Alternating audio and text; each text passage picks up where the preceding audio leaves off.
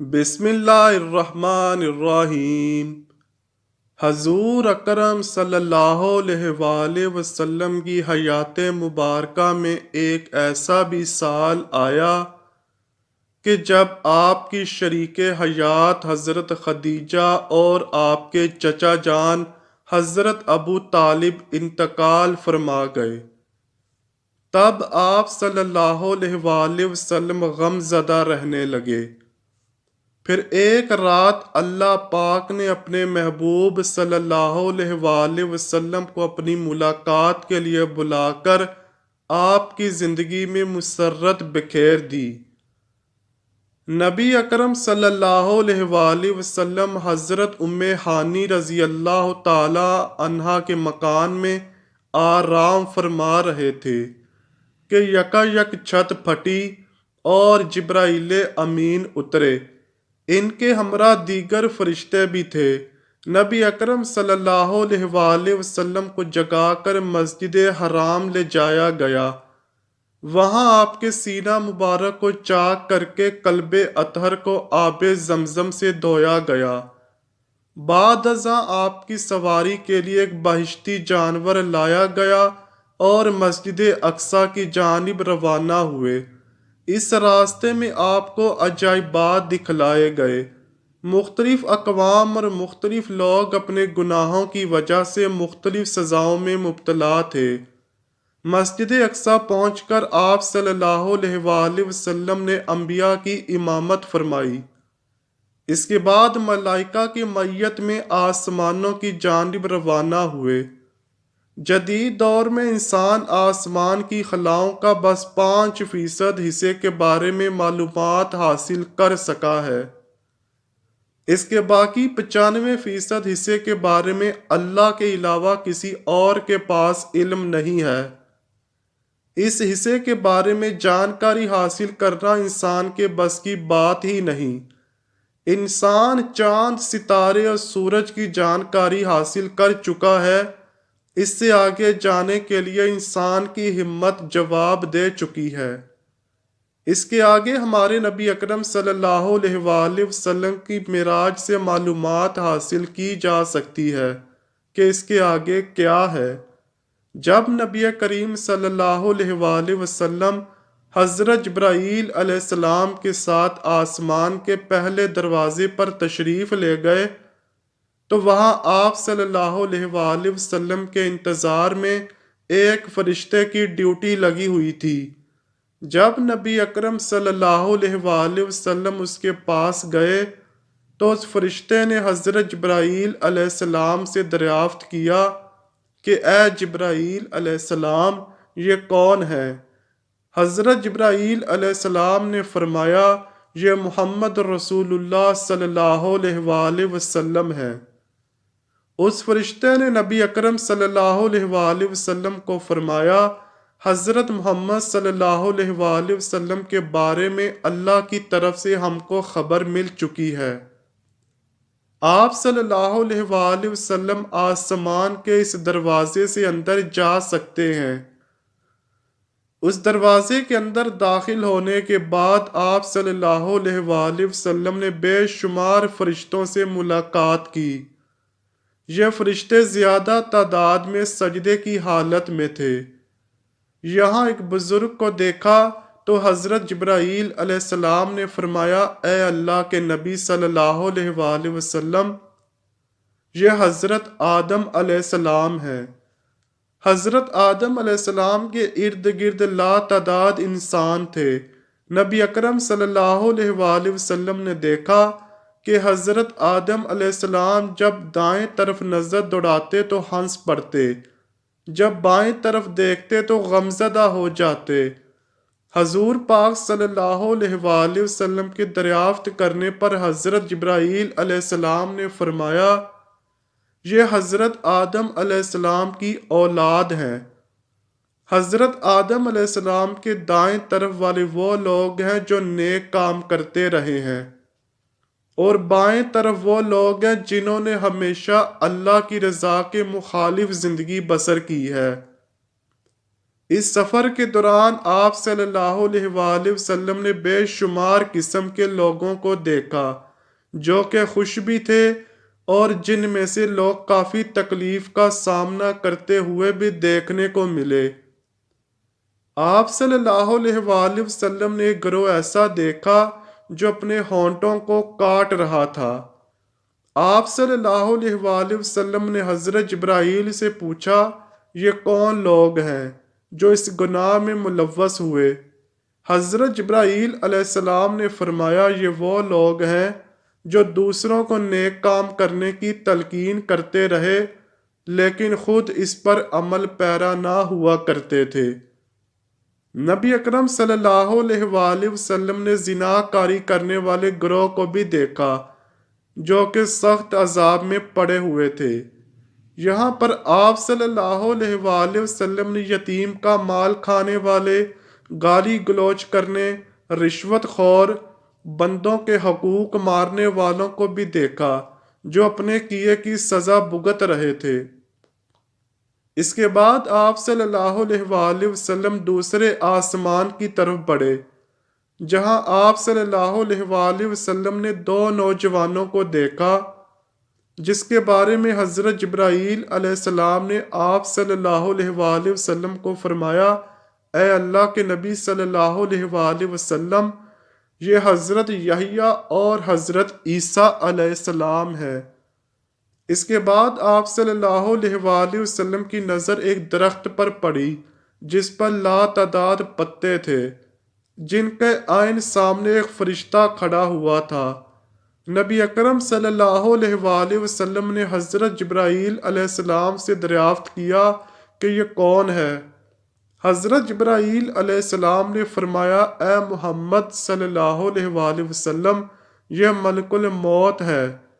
حضرت جبرائیل علیہ السلام نے فرمایا کہ یہ ایسا درخت ہے جب بچے کو اللہ تعالیٰ پیدا کرتا ہے تو اللہ کی طرف سے اس درخت پر پتا نمودار ہو جاتا ہے، اور جب کسی انسان کو اللہ پاک موت دیتا ہے تو اس درخت سے ایک پتا گر جاتا ہے۔ اس کے بعد حضور اکرم صلی اللہ علیہ وآلہ وسلم تیسرے آسمان کی طرف بڑھے تو تیسرے آسمان پر نبی اکرم صلی اللہ علیہ وآلہ وسلم کا گزر ایک سفید موتیوں کے دروازے سے ہوا۔ تیسرے آسمان پر نبی اکرم صلی اللہ علیہ وآلہ وسلم نے ہزاروں کی تعداد میں فرشتوں کو سجدے کی حالت میں پایا۔ پھر حضرت محمد صلی اللہ علیہ وآلہ وسلم آگے بڑھتے جاتے، ساتھ ہی ساتھ حضرت جبرائیل علیہ السلام بھی حضور پاک صلی اللہ علیہ وآلہ وسلم کو ہر چیز کے بارے میں آگاہ کرتے جاتے۔ حضور اکرم صلی اللہ علیہ وآلہ وسلم آگے بڑھے تو آپ صلی اللہ علیہ وآلہ وسلم حضرت یوسف علیہ السلام سے ملے۔ اس سے آگے حضور اکرم صلی اللہ علیہ وآلہ وسلم ایک اور دروازے سے گزرے تو آپ صلی اللہ علیہ وآلہ وسلم نے جہنم کا دردناک عذاب ہوتے ہوئے کچھ لوگوں کو دیکھا۔ پھر آپ صلی اللہ علیہ وآلہ وسلم چوتھے آسمان کی طرف بڑھے تو یہاں بھی کافی تعداد میں فرشتے موجود تھے جو اللہ کی عبادت میں سر جھکائے ہوئے تھے۔ اس کے بعد آپ صلی اللہ علیہ وآلہ وسلم کی ملاقات حضرت نوح اور حضرت ادریس علیہ السلام سے ہوئی۔ پھر آپ صلی اللہ علیہ وآلہ وسلم پانچویں آسمان کی طرف گئے۔ پانچویں آسمان کو سرخ سونے سے تعمیر کیا گیا تھا۔ یہاں آپ صلی اللہ علیہ وآلہ وسلم حضرت ہارون علیہ السلام سے ملے۔ پھر آپ صلی اللہ علیہ وآلہ وسلم آگے بڑھتے بڑھتے چھٹے آسمان پر جا پہنچے۔ یہاں بھی لاتعداد فرشتے رب کائنات کی عبادت میں مشغول تھے۔ اس آسمان پر حضرت محمد صلی اللہ علیہ وآلہ وسلم کی ملاقات حضرت موسیٰ علیہ السلام سے ہوئی۔ اس کے بعد آپ صلی اللہ علیہ وآلہ وسلم ساتویں آسمان پر تشریف فرما ہوئے۔ یہاں آپ صلی اللہ علیہ وآلہ وسلم نے بہت بڑی جسامت والے فرشتے دیکھے جو اپنی زبان میں ایک دوسرے سے باتوں میں مگن تھے۔ یہاں کا نظارہ ہی کچھ اور دکھائی دے رہا تھا۔ زمین کے کعبے کے اوپر بیت المعمور فرشتوں کا قبلہ ہے، جہاں ایک ہی وقت میں 70,000 فرشتے طواف کرتے ہوئے نظر آتے ہیں۔ جو ایک بار بیت المعمور کا طواف کر لیتا ہے تو اس کی دوبارہ باری نہ آتی تھی۔ یہاں آپ صلی اللہ علیہ وآلہ وسلم نے بہت ہی بڑے فرشتے کو دیکھا۔ حضرت محمد صلی اللہ علیہ وآلہ وسلم نے حضرت جبرائیل علیہ السلام سے دریافت کیا کہ یہ کون سا فرشتہ ہے۔ حضرت جبرائیل علیہ السلام نے فرمایا کہ یہ حضرت اسرافیل علیہ السلام ہیں، جو قیامت کے دن اللہ کے حکم سے سور پھونکیں گے۔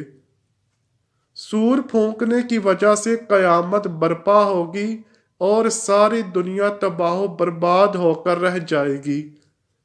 اس کے بعد آپ صلی اللہ علیہ وآلہ وسلم کی ملاقات ایک بزرگ سے ہوئی جس کے چاروں طرف بچے کھیل میں مصروف تھے۔